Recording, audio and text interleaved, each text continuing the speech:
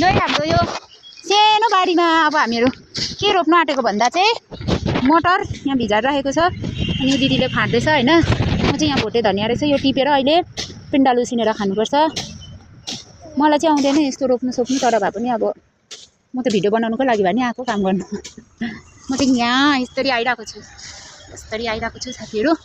अहिले यो फाँडिसकेर सफा गरिसकेर तपाईहरुलाई रोपेर देखाउँछु ल।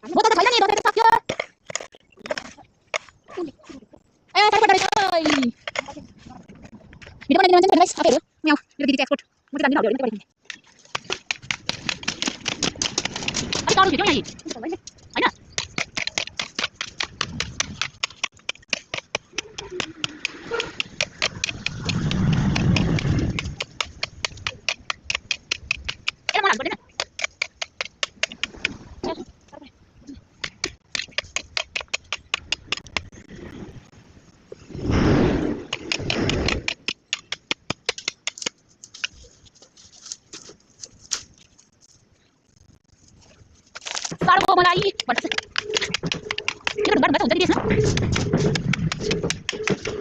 आयो ढुङ्गा हामीला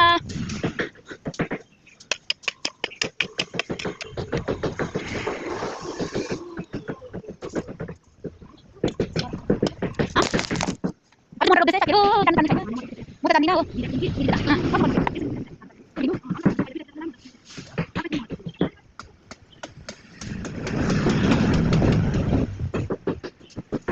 साह्रो छ सब्जी बनाउनु।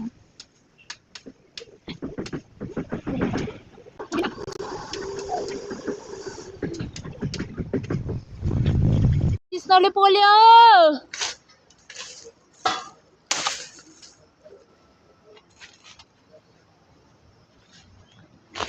कृष्णले पोल्यो डाम्रा उठ्यो।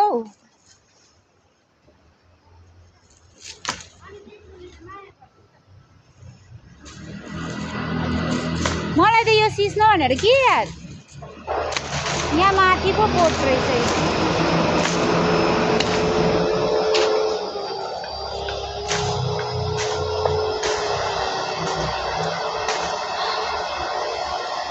अच्छा